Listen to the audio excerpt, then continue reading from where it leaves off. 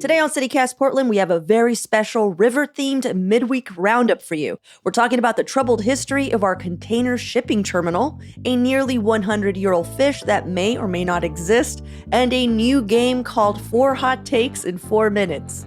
Joining me on the show is our very own executive producer, John Notarianni. It's Tuesday, June 4th. I'm Claudia Meza, and this is what Portland's talking about.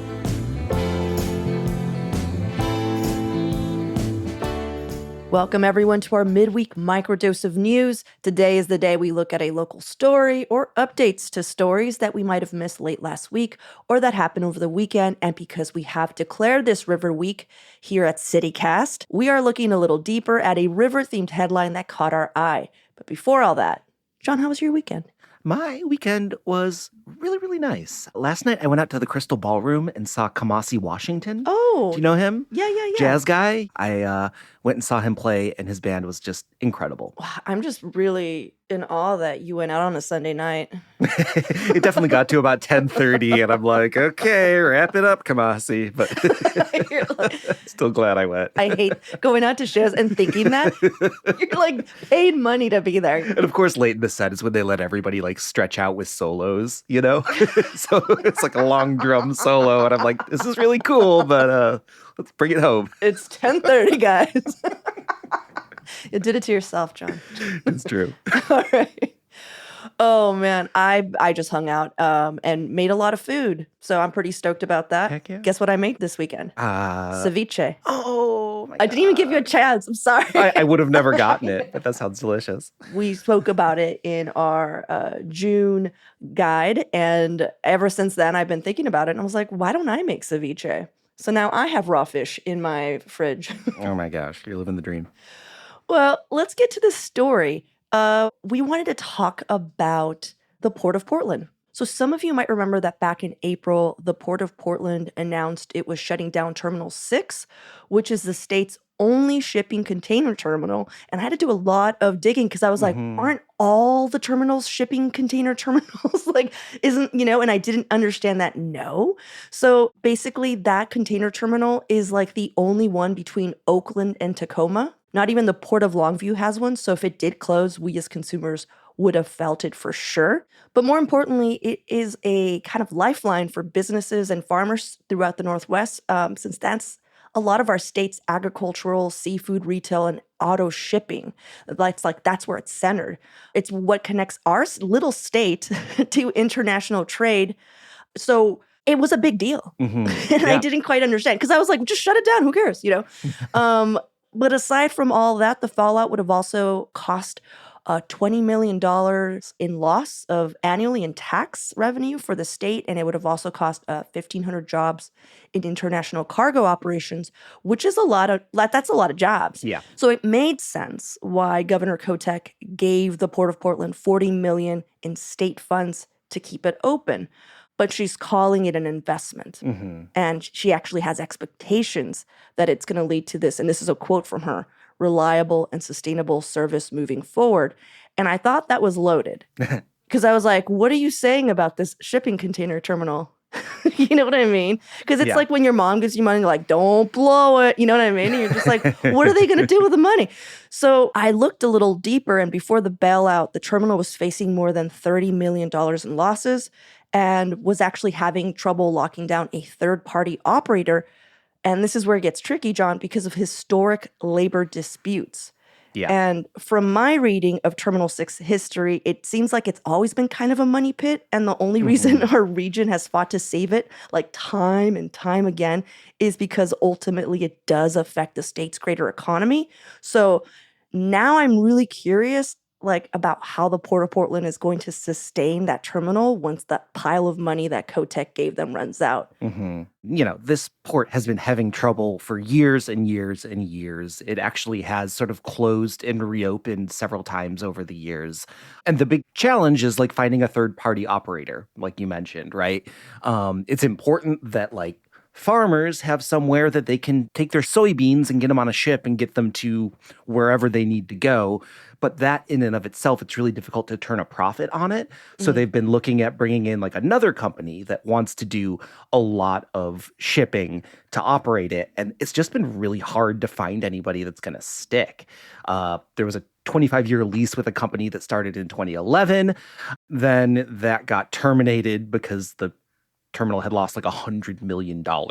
Wow. And this is sort of the story again and again of like these companies coming in, operating for a while and being like, this just isn't making us any money. And there's like two big reasons for that. One, it's really like kind of far upriver compared to Mhm. like the other ones, right? You have to take a boat 100 miles in, From the mouth of the Columbia, yeah. from the mouth of the Columbia to get to it. And that is just like a real pain in the ass. And like these labor disputes that you mentioned super briefly. The International Longshore and Warehouse Union was basically at war with like the former operator of the terminal for about a decade. Companies basically said that like it was taking too long to load and unload the ships because there was this labor dispute where, the workers just didn't want to do a certain amount of work until they got a great contract. It's very like The Wire season 2, longshoreman versus the man. And this isn't something that's just happening in Portland. LA, which is the biggest port on the West Coast, has also been dealing with like a ton of labor disputes in recent years. During the pandemic, there was like a boost, actually. They ended up doing a good amount of shipping because, like supply chains during the pandemic went crazy. And then all of a sudden they had this moment where there was a bunch more traffic coming through. But that was pretty short-lived, and last year they cut back the days it was operating from 5 days to 4. And now they're sort of at this point where it looked like they were just going to shut it down completely. But Governor Kotek swooped in. Wow. Do you ever drive up there, Claudia, like towards like the north end of St. John's? And there's entire blocks that are just these containers Oh, yeah. stacked, like 4 stories high. I could one up you better. I've actually seen where they put all the Honda cars, and it's Honda Yeah. specifically. And I didn't know this, but do you know you're in that tavern that we like to go to? Yes, you're in tavern. Yeah. Also, you're in tavern. Yeah, for yeah. someone It who- sounds like urine, but it's your in tavern. They really should have thought that one through. But No, okay. they did. They knew exactly what they were doing. So it is like nestled in a neighborhood, and most of the people who go there do work in those docks. Like even if they're retired, they still go to your inn. And I went in there once alone, John. Usually we go together. Yeah. Mhm. Like an older retired man, sidled up next to me and was just like, "Do you work at Honda?" And I was like, "No, what?" And he was just like, "Oh, you just look like you would work at Honda." And I was like, "Is it because I'm fancy?" Like I was just joking around. And he's just like, "No, yeah." He's like, "You look like you went to college and you work at Honda." I don't know why, but I was like, "Okay." It's funny Yeah. that there's like different sections to them. You know what I mean? Like they're Yeah. just like, "Oh, Yeah. this person must work at Honda." They're wearing like not jeans, Yeah. I mean, when I was first looking at this, I saw that 1,500 job number, and I was like, there's no way that 1,500 people work there. But you think about it, like, it's not just the people on the docks, it's people who work at the railroads and trucking firms and Mhm. like marine construction companies, right? There's all these other businesses that are supported by this terminal. It's like the antics by the union really ended up hurting the port. Like no one wants to do business there. I actually went in because I was like, well, how bad was it? Mhm. And in 2019, that union had to pay a previous third-party operator $94 million in damages in a jury trial verdict. Yeah. Like a jury trial was like, yeah. And it was for unlawful label practices, including work stoppages, slowdowns, safety gimmicks, I don't know what that is, and coercive actions, which occurred between 2013 and 2017 and resulted in all shippers vacating the Portland terminal. Dude, like, I'm always pro-union, Mhm. but like, how does shutting down the port help workers in the long run? Yeah. Yeah. I don't understand that. If any union port employee is listening and you're just like, I'll tell you why. Like, I want to hear Mhm. it because right now Yeah. it's looking pretty petty. So I want to Yeah. know why.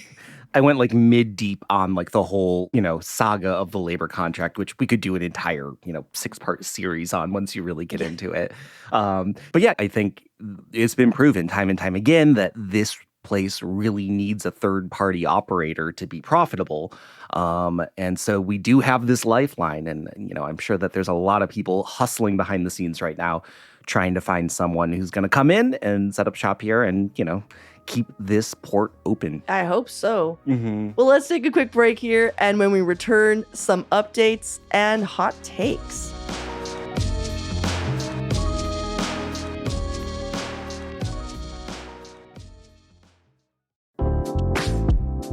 Hey, it's John from CityCast Portland. Let's face it, sometimes bad stuff happens.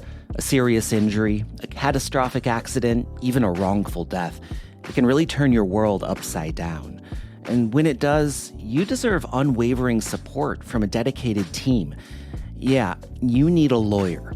D'Amour Law Group has over 30 years of experience protecting the rights of Oregonians. Their team of skilled attorneys, led by the renowned trial lawyer Tom D'Amour, will work tirelessly to make sure your voice is heard and your rights are protected. Here's what one of his clients said. Tom fights for his clients from the first day they meet him through the last day of trial. So if you need help holding those responsible for your injuries accountable, contact D'Amour Law Group at 503-222-6333 or visit d'amourlaw.com to schedule a free consultation. They're committed to fighting for the justice and compensation you deserve right here in Portland.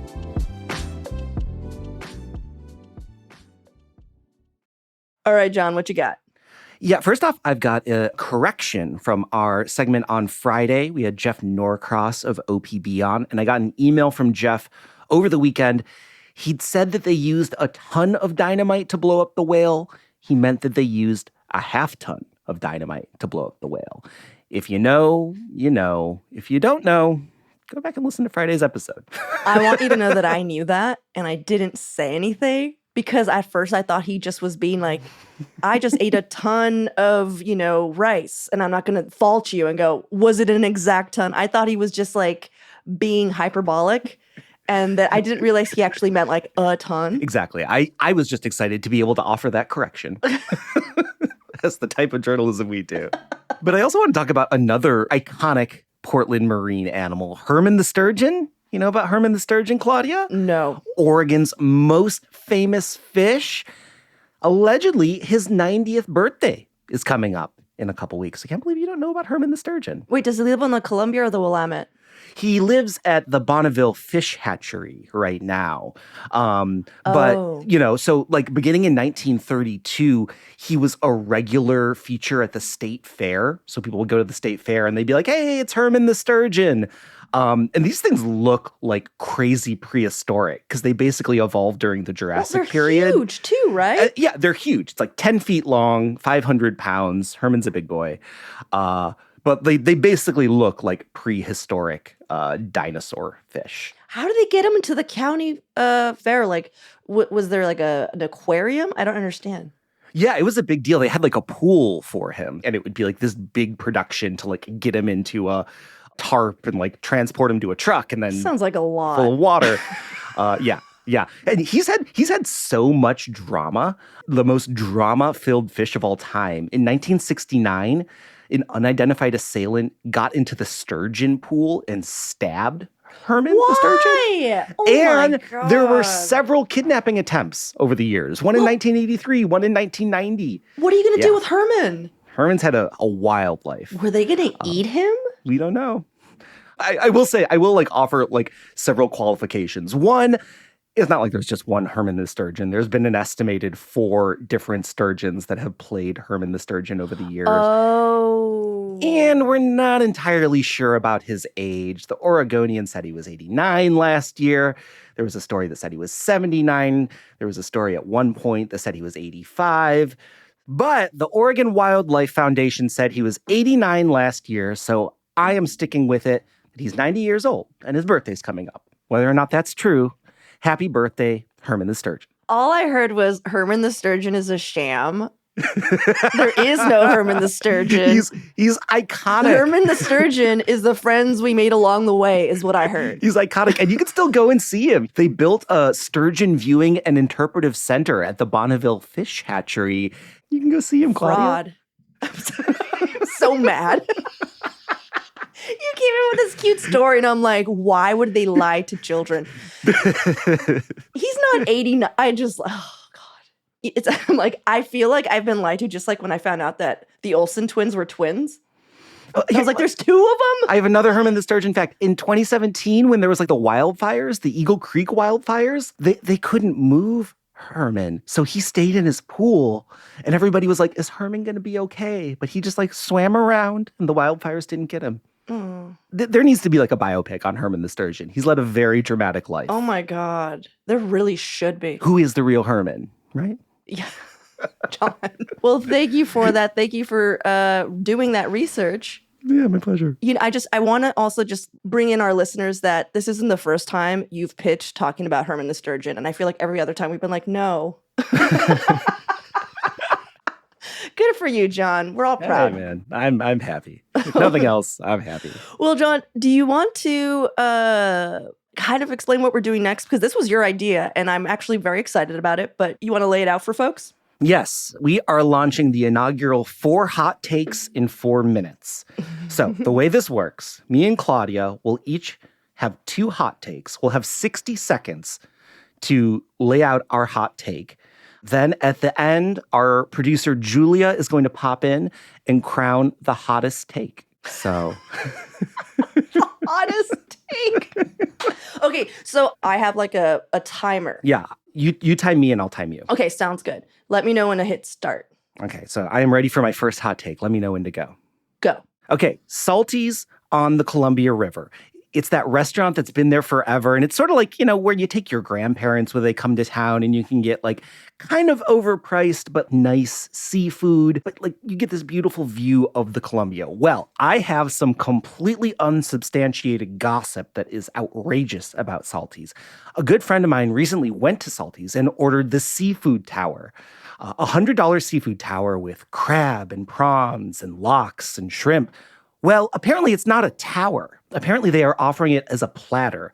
Salty's is selling a seafood tower, but you get it. Those prawns are not held off the plate on a tower. There's no more tower involved. And I think that this is an absolute outrage that everybody should be angry about. If I order a seafood tower, I want my towering seafood to be hanging way above the plate. This is a longer 60 seconds than I expected. You're like, I didn't have as much to say. How about this? You don't have to go for the full 60. You have up to 60 seconds. But I agree with you, John. If you spend $100 on a seafood tower, that seafood should be airborne. All right. All right, you're up. I'm ready. Okay. You want me to say go? Yeah. Ready, go. Okay, hear me out. Maybe our container terminal shouldn't be 100 miles upriver. So maybe the state should consider building a functioning container terminal in Astoria and investing in that city's future. I know this would be a loss for Portland area commerce and our workforce, but it might be a better solution to our larger state's need for a reliable container terminal. And I can hear people booing me now as I say this, but Astoria is literally right there. And what is it doing aside from looking hella cute? Put her to work. Done. Okay. Did I hit a minute? It's 39 seconds. Okay. Yeah, I wasn't going to go. Let me tell you about all the things I've done in Astoria. I have nothing else after that. Okay, take number 3. Ready when you are. All right, and start. Okay, we are in the midst of the Rose Festival, which is like a beautiful time in Portland and like so much exciting stuff. But I think the most underrated Portland holiday is Fleet Week. Fleet Week is super cool. It starts on the 5th. It goes through the 9th, all along Tom McCall waterfront. It's been happening since 1907. And Portland is one of the few places in the country that gets visits from the U.S. Navy, the U.S. Coast Guard, and the Royal Canadian Navy. Ooh. It screws up traffic, and it's the one time that everybody is happy to be in a traffic jam because you get to see big, cool, weird boats going by. And it is known as one of the premier fleet weeks in the country. We get the best big, weird boats. I didn't know that. You can go down on tours, you can see the boats, and like the Navy is like the cutest part of the military, right? Like the military's bad, but like the Navy, and they all have their little outfits. And when you're downtown during Fleet Week, you see all the sailors. Stop. Like, you see all the sailors going around in their little sailor outfits, and it's cute. I said stop, John. You know what? I'm like, I'm not fighting you there. I love Fleet Week. My favorite is going on the Columbia Bartender because there's a little martini glass painted on it because they tend the bar, you know? Yeah. Oh, I love it. Okay. All right. Final hot take. Ready, set, go. I don't understand why Portland doesn't have a livelier waterfront. I've said it before and I'll say it again. We should really focus on building out our waterfront with all the things we love, which is food, drink, and areas to hang out with our dog. Thinking just about me. But like when I go to Cathedral Park, it's down a hill. I don't know. You've been to Cathedral Park, right? You go down a hill. Mm-hmm. And then you get hungry. And then you look around and you're like, well, I guess I got to go back up that hill. Mm-hmm. That's stupid. Is that the whole take? That's so dumb. There's buildings all around, and I'm like, what are you doing here? And they're not doing anything, John. They could be making food for me and everybody else, and or drinks. That is my hottest take.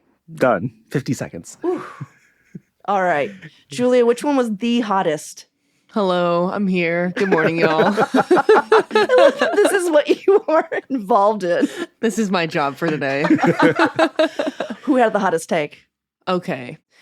This might be a hot take in and of itself, Ooh. but I don't think everyone loves Fleet Week as much as you two do.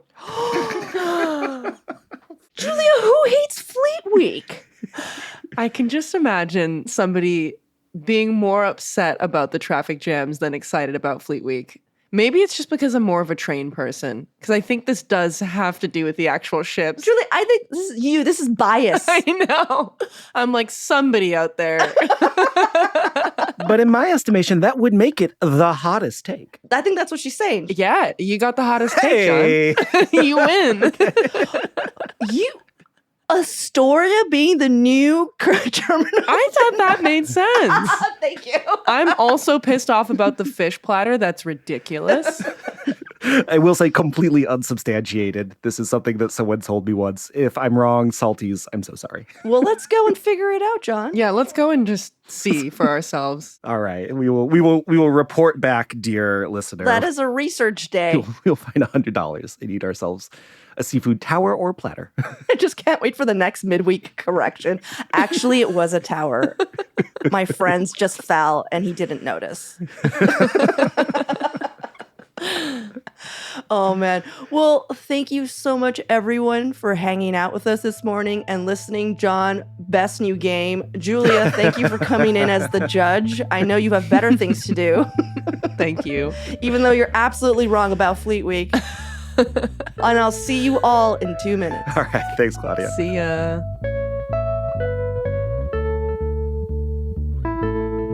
Speaking of Fleet Week, all ships are expected to arrive tomorrow afternoon, that's Wednesday, June 5th, and then to depart together Monday morning on June 10th. And though this will mean longer waits for anyone trying to cross on any of the bridges with a lift, it will minimize traffic disruptions in the long run. But do expect delays on any Max Line or TriMet bus that crosses the Steele, Burnside, or Broadway bridges. TriMet has a lot more info on their website.